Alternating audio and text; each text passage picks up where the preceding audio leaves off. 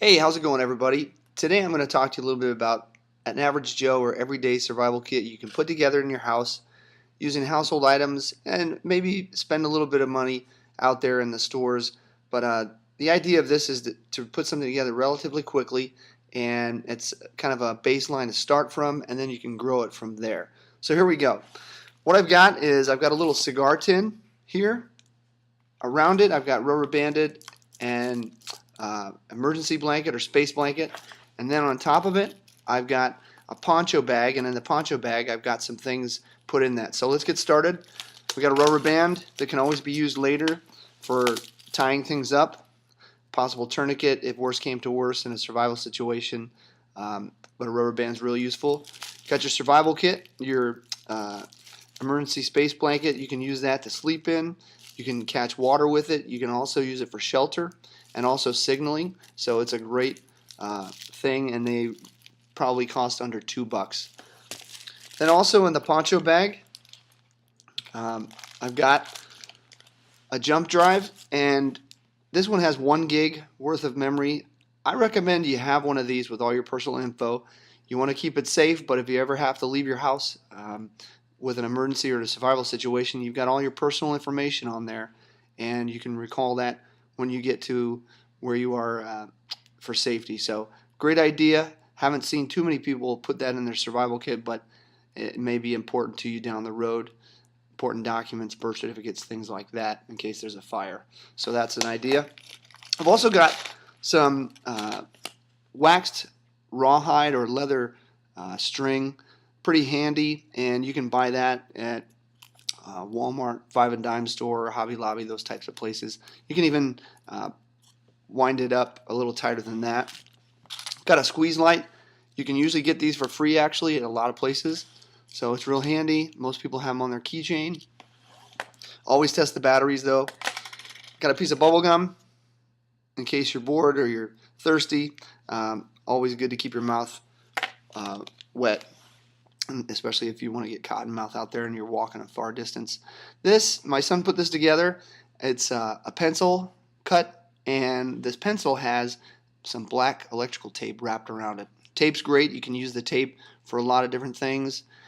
Makeshift band-aid, a wound. You can put paper up, help you get back to where you were, mark your trail. You can use it to make a shelter with your space blanket. A lot of different things there. Inside, again, in the poncho is the poncho. But in there, I also have a baggie filled with some one-a-day vitamins. Nutrition is going to be important if you're out there. So a couple one-a-day vitamins.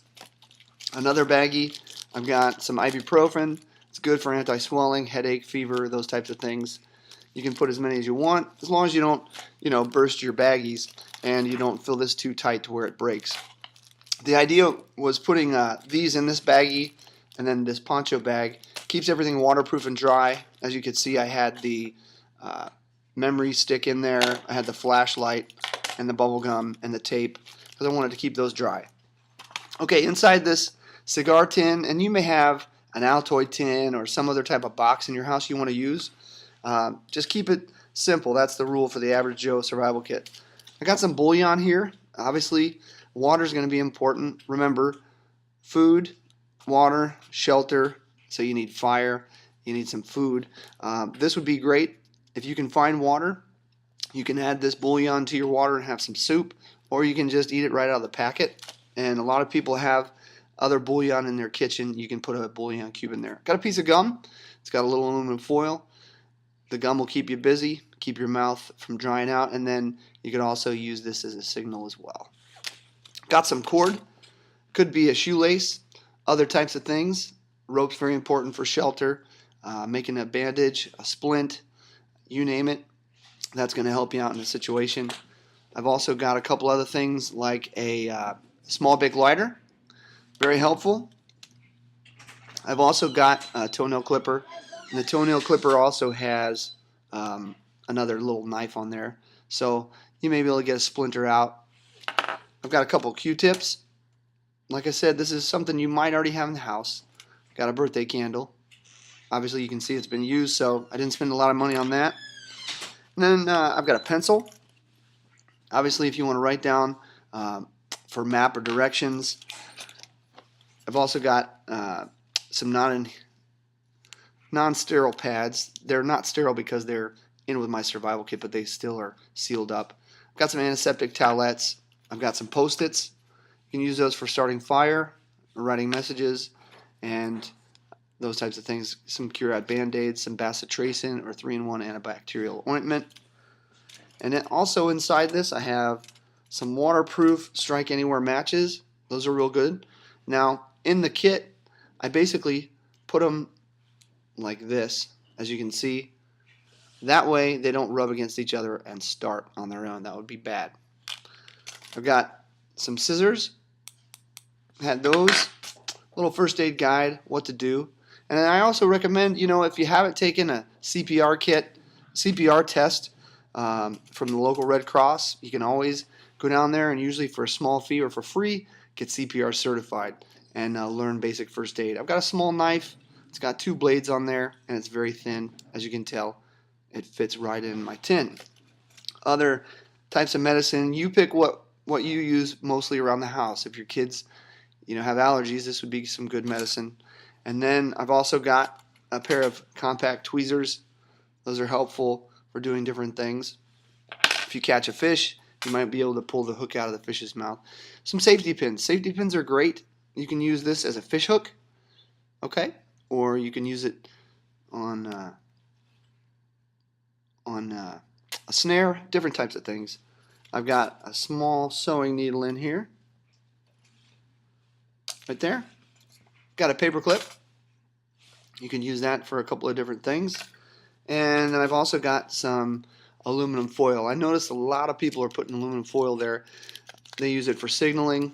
You can use it for cooking. You can make a makeshift cup or a bowl. You could use it to cook on. So that has a lot of varieties of use. And then obviously the tin, pretty compact.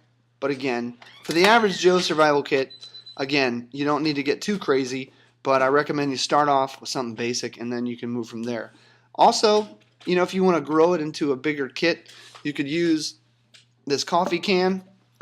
Real handy. I'm sure you've probably watched some of the survival shows. They can use this for water retrieval. You can use this for cooking in, and it's pretty roomy. If you were going to do that, you may want to get some 5-hour energy or something that's going to keep you awake. You might need to ration this out and maybe take a cap full. And then I've got some deep cleaning wipes by Purell. There's a lot out there in the stores. A couple of things to think about as far as knives go.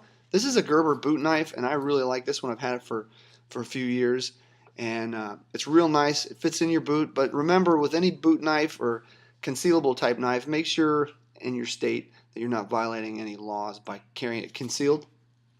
It's double-edged and it's fairly sharp, but it's a great utility knife. You can use it for skinning animals, those types of things. Screwdriver, if you had to. I've got a Gerber multi-tool here.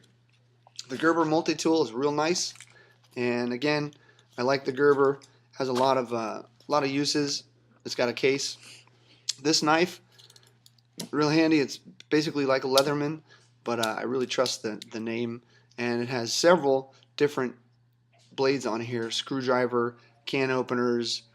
It's also got scissors as well. So I really like the Gerber multi-tool. It's an awesome knife. And then a couple other things, zip ties. You can put some of those in your kit. You can put some bigger votive candles if you didn't want to use a birthday candle. And you could put more Post-its if you want. There's a squeeze light here if you didn't have the little LED light. This one's pretty cool. It's got AAA batteries in there. What I've done is I've just wrapped some electrical tape around it. You can keep that close as well. Also, you want to keep it dry. A couple other ideas for you. You have some survival knives out there, or you can use a Swiss Army knife. There's also Swiss Army knockoffs out there. So sorry about that, Swiss Army, but it's got tweezers, it's got corkscrews, scissors, toothpicks, you name it. This knife has it on there. Again, functionality is going to be important for you, and you want to keep the price down. You might have, instead of compact tweezers, have some regular bathroom tweezers. That would be fine. And then I wanted to show you a couple other things laying around from Christmas. We've got this, Target gift card tin. Take this out, and basically you got the start of a small sort of survival kit. Even if you just wanted to put, your medicines in there, band-aids, matches, those types of things, that would work. But the only thing I don't have here is water, and water is going to be really important. So in the next video, we'll make sure we include like a juice box style type of water. And I've got surgical gloves. So surgical gloves are going to be important too, and you can use those for a lot of reasons. So hopefully that helps you get started on your average Joe everyday survival kit. Thanks for watching, and we'll see you soon.